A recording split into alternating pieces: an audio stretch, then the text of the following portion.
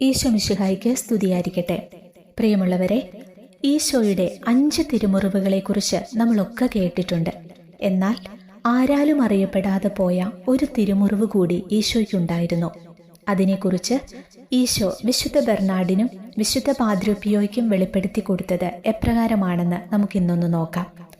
ആ തിരുമുറിവിനെ പ്രതി നിങ്ങൾ എന്ത് ചോദിച്ചാലും ഞാൻ നിങ്ങൾക്കത് നൽകുമെന്നാണ് ഈശോ പറഞ്ഞത്. നമ്മുടെ ഒരു പ്രത്യേക നിയോഗം നമുക്ക് സമർപ്പിച്ച് പ്രാർത്ഥനാപൂർവം നമുക്കിത് ശ്രവിക്കാം. ക്രിസ്തുവിൻ്റെ രേഖപ്പെടുത്താത്ത 6-ാം തിരുമുറിവിനെക്കുറിച്ച് അധികമാരും അങ്ങനെ കേട്ടിട്ടില്ല.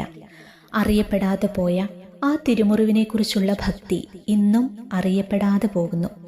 ക്രിസ്തുവിൻ്റെ തോളിലെ തിരുമുറിവാണ് ആ 6-ാമത്തെ ശതം.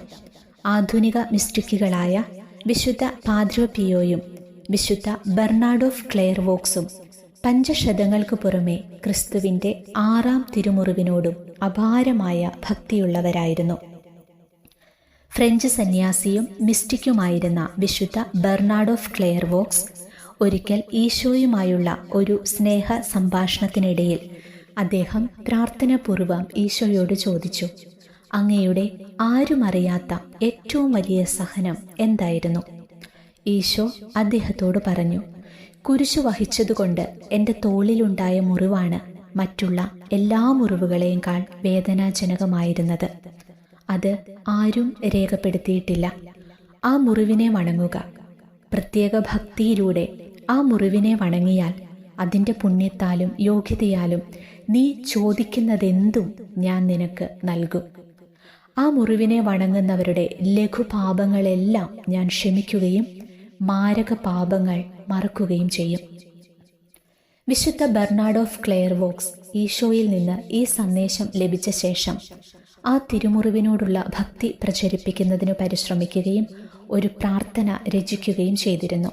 ഈ വീഡിയോയുടെ അവസാനം ഞാൻ ആ പ്രാർത്ഥന ഉൾപ്പെടുത്താം. ഇനി വിശുദ്ധ പാദ്രോപ്പിയോയുടെ ജീവിതത്തിലെ ഏതാനും സംഭവങ്ങളൊക്കെ നമ്മിൽ കുറേ പേർക്കൊക്കെ അറിയാവുന്നതാണ്. അദ്ദേഹത്തിന് 50 വർഷത്തോളം പഞ്ചശതങ്ങൾ ശരീരത്തിൽ വഹിച്ചിരുന്ന ഒരു വിശുദ്ധനാണ് പാദ്രോപ്പിയോ.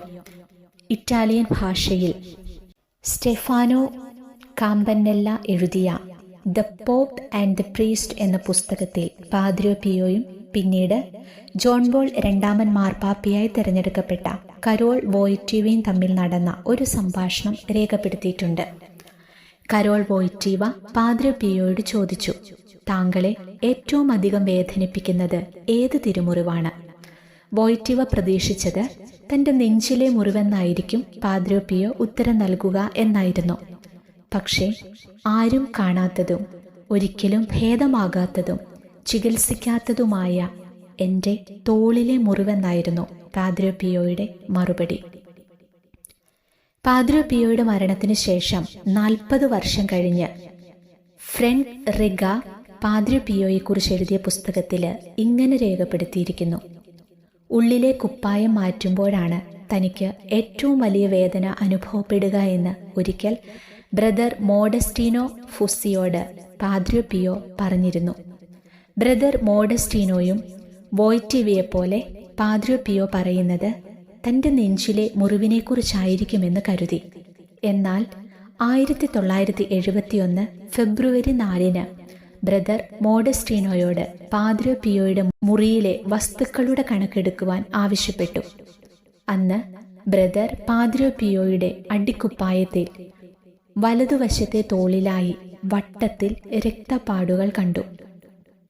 അന്നു വൈകുന്നേരം ബ്രദർ മോഡസ്റ്റീനോ പ്രാർത്ഥനാ സമയത്ത് വലതു തോളിലെ രക്തപ്പാടുകൾ എന്താണെന്ന് വെളിപ്പെടുത്തി തരണമെന്നും അദ്ദേഹം ഈശോയുടെ തോളിലെ തിരുമുറിവ് സ്വന്തം ശരീരത്തിലും വഹിച്ചിരുന്നുവെങ്കിൽ അതിന് ഒരടയാളം തരണമെന്നും പാദ്രോപ്പിയോയോട് പ്രാർത്ഥിച്ചു. അതിനുശേഷം അദ്ദേഹം ഉറങ്ങാൻ പോയി.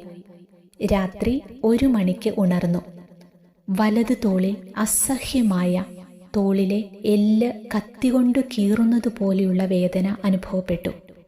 ആ വേദന കൊണ്ട് താൻ മരിച്ചു പോകുമെന്ന് ബ്രദറിന് തോന്നി. പക്ഷേ വേദന ഏതാനും സമയം കൊണ്ട് ഇല്ലാതായി. അതിനുശേഷം റൂമിൽ പൂക്കളുടെ സുഗന്ധം കൊണ്ട് നിറഞ്ഞു. പാദ്രോ പിയോയുടെ ആത്മീയ സാന്നിധ്യത്തിൻ്റെ സുഗന്ധമായിരുന്നു അത്. ഇതായിരുന്നു ഞാൻ അനുഭവിച്ചിരുന്നതെന്ന ഒരശരീരിയും ബ്രദർ കേട്ടു. അങ്ങനെ അദ്ദേഹത്തിന് എല്ലാം ബോധ്യമായി. കണ്ടോ, ഈശോയ്ക്കുണ്ടായിരുന്ന അതേ തിരുമുറിവുകളെല്ലാം വിശുദ്ധ പാദ്രോ പിയോയ്ക്കും ഉണ്ടായിരുന്നു. ഇനി നമുക്ക് വിശുദ്ധ ബെർണാഡ് രചിച്ച ആ അത്ഭുത പ്രാർത്ഥന നമുക്കൊന്ന് നോക്കാം. ഈശോയുടെ തിരുത്തോളിലെ തിരുമുറിവിനോടുള്ള പ്രാർത്ഥനയാണിത്. ഈ പ്രാർത്ഥന ചൊല്ലി നമ്മൾ എന്ത് ചോദിച്ചാലും ഈശോ തരുമെന്നാണ് ഈ പുണ്യാളന് ഈശോ വെളിപ്പെടുത്തി കൊടുത്തത്. നമുക്ക് ഏറ്റവും ആവശ്യമായൊരു നിയോഗം ഈശോയുടെ കരങ്ങളിലേക്ക് കൊടുത്ത് ഈശോയുടെ തിരുത്തോളിലെ തിരുമുറിവിനെ പ്രതി ഞങ്ങളുടെ ഈ നിയോഗം സാധിച്ചു തരണമേ എന്ന് നമുക്ക് പ്രാർത്ഥിക്കാം.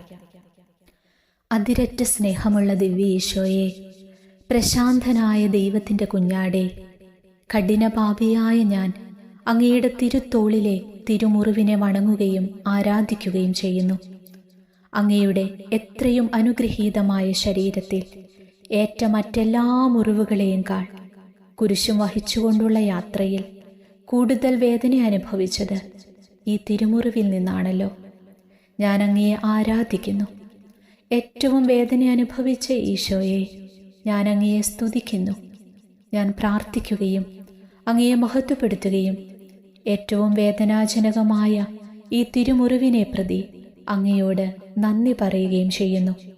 അതിരറ്റ വേദനയെയും കുരിശിൻ്റെ ഭാരത്താലുള്ള തീവ്രമായ സഹനത്തെയും പ്രതി പാപിയായ ഞാൻ അങ്ങയോട് അപേക്ഷിക്കുന്നു. എൻ്റെ എല്ലാ മാരക പാപങ്ങളും ലഘുപാപങ്ങളും മോചിക്കണമേ.